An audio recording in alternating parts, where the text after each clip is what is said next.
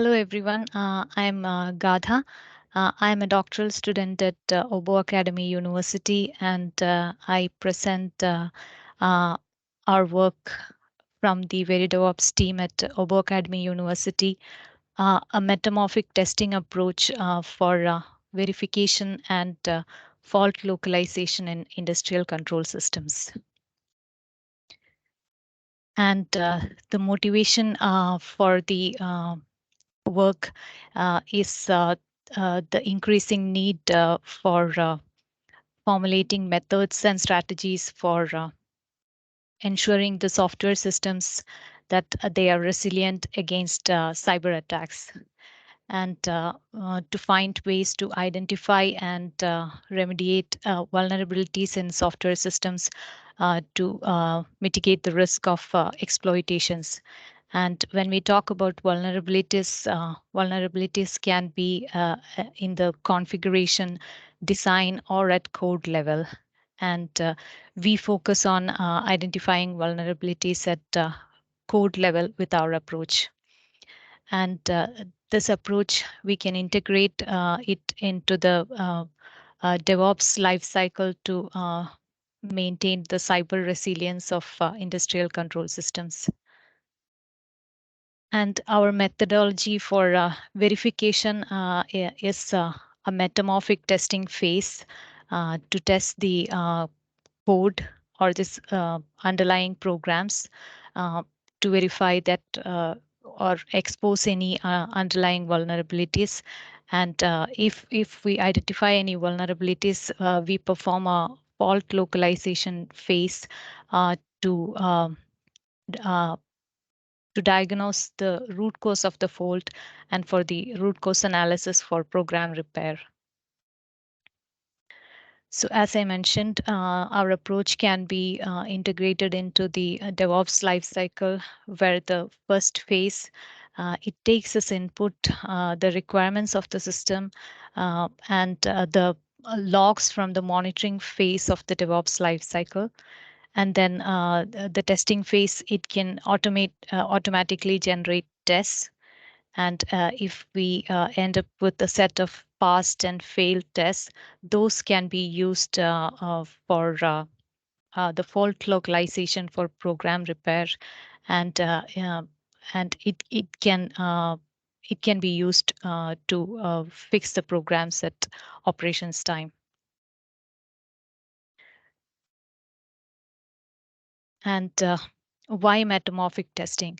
So more often in case of industrial control systems, they are very complex, and it may lack a full specification with an explicit test oracle, and the vast input space of such systems, it adds to the complexity of testing such systems.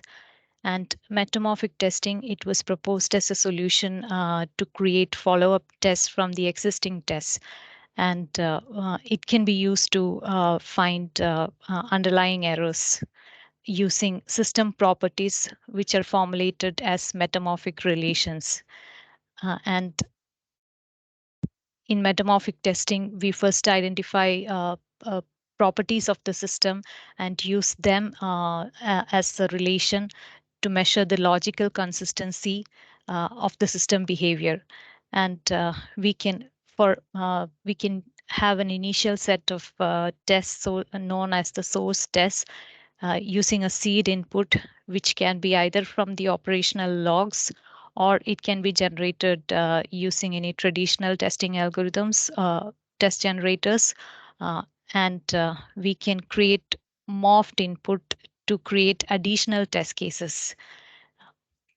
And at this point, it is relevant to say that the metamorphic relations, formulating metamorphic relations, and the morphing transformation that can be applied, it is very specific to the domain that we are testing.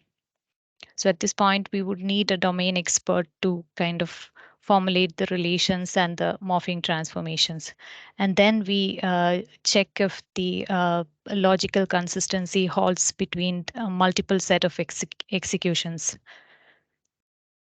An example for metamorphic testing would be booking.com, where if we, the search engine, where if we search for hotels in Finland as a seed input, first test case, and then the next is searching for hotels in Turku, which is a city in Finland, then the logical consistency states that the number of hotels in Turku should be a subset of number of hotels in Finland. So that is an example for a metamorphic relation to measure the logical consistency. And the next step after we apply the metamorphic testing and find any vulnerability and a set of passed and failed tests is to apply the spectrum-based fault localization and the program slicing techniques. So in spectrum-based fault localization, it is an approach to locate the likely faulty elements in the program under test. And it works by collecting program spectra such as branch hit and branch count spectra. So it measures if a conditional branch is executed, and if it is executed, how many times it is executed. And then it compares the two sets of execution traces, the difference between the passed and failed, and it works based on the assumption that if a set of tests are failed, then probably the path that they have taken, might have a it might pinpoint the faulty program elements. And then about program slicing, it is a technique where we only need to focus on analyzing the relevant parts of the program that might be suspicious. And metamorphic slicing works based on focusing on analyzing an execution slice or a dynamic slice based on a metamorphic group of inputs that caused a failure. So in our case, the case study is a load position system, an industrial control system used to measure the uh, position of a hanging load attached to a spreader.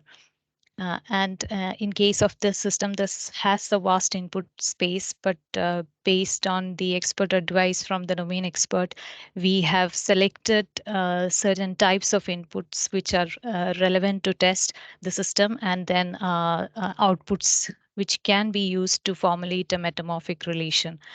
And we define a metamorphic relation for testing this system based on a behavioral property or expected system behavior, that if the system is able to classify a set of positional markers which are used to identify the position of the hanging load in the absence of reflections, then it should be able to do the same in the presence of reflections.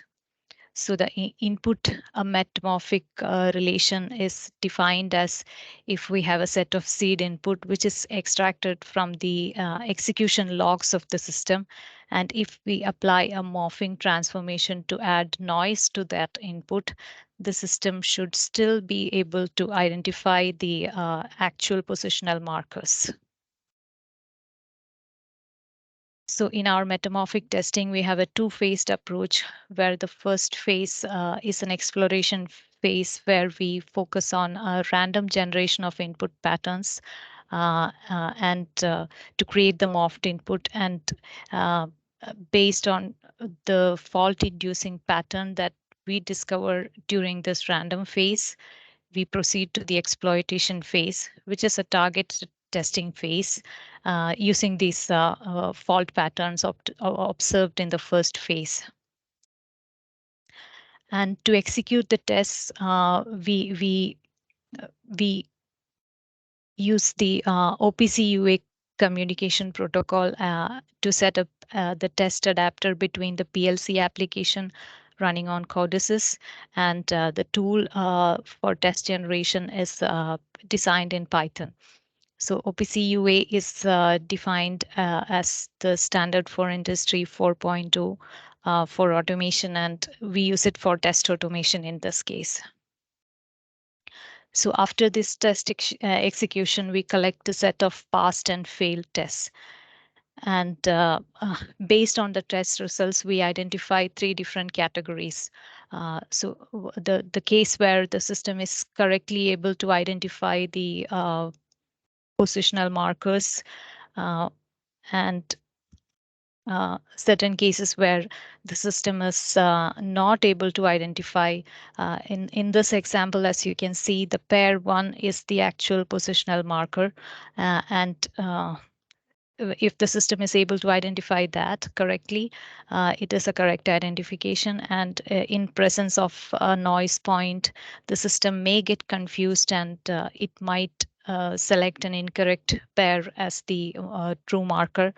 And in certain cases, the system may fail to identify, and it says that it cannot identify a marker in this case.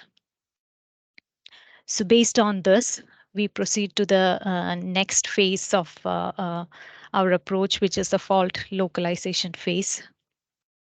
And in this approach, we need the source code of the system, and then the output of this phase is a fault report.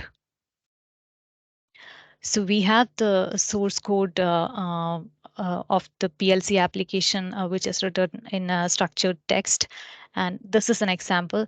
And to collect the program spectra, we add counter variables to measure how many times a conditional branch is executed when the system is executing a test, a set of passed and failed tests. So we, in this case, we select a small slice of tests, like uh, 2 passed tests or 2 failed tests. And then after instrumenting the code to collect the program spectra, we execute the tests and then calculate a suspiciousness score for these program elements based on the spectra information. To measure this or calculate the suspiciousness score, there are several metrics available, but then uh, based on the recent researches, we pick OKI, Yakad, and Tarantula as the metrics in our approach. And we use an average score of these three metrics to identify the suspicious elements. So this, based on the identified elements, we extract the suspicious statements, and then a set of statements in that execution slice of failed metamorphic tests, and the set of variables associated with the highest scores in that.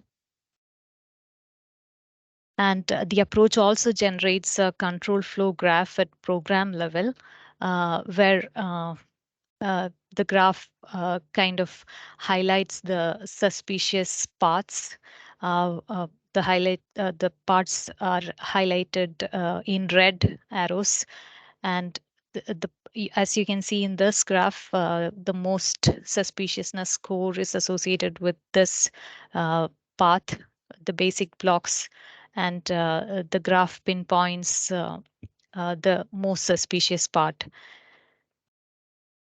And uh, as far as an execution slice is concerned, this shows the path of an execution trace of the failed test where the suspicious elements were found. And then this execution slice, from this execution slice, the set of statements are extracted, and the set of variables are also extracted, those with the highest suspiciousness score. And then these are extracted and presented in a fault report along with the CFG control flow graph. And further, we need to analyze the diffuse chain of these variables, which is currently performed manually at the moment. But then we also have a control flow graph. So the system under test, it is having a main program, and it calls uh, uh, subprograms, and when we have a program structure with the interprocedural control flow like this, it gets hard for the developer to do the root cause analysis. But with our approach, we know which program is associated with the most suspicious score, and accordingly, we can go to that program and then analyze the control flow graph. And the in case of the LPS case study, the diffuse chain analysis, it showed that it reveals the propagation path and the starting point of the error, which was caused by an incorrectly initialized variable. And this corresponds to the vulnerability input validation that we discussed in previous presentations. So, as I said, the fault in the program, it might be the failure in the program, it might be observed as an output at a later stage, but then the starting point where uh, which triggered the fault and activated an error, and it propagates along an error path, and it is observed as a failure. So this definition usage chain analysis and extracting these suspicious elements, it brings down the process of root cause analysis to the scope of search reduced to less than 50% with our approach in terms of code level analysis and the data flow analysis. So our approach, the metamorphic testing approach, it can both alleviate the test oracle problem, and it can detect the code level vulnerabilities. And the fault localization phase, the approach can assist the developers with the root cause analysis and the program repair during the DevOps lifecycle. Thank you for your attention.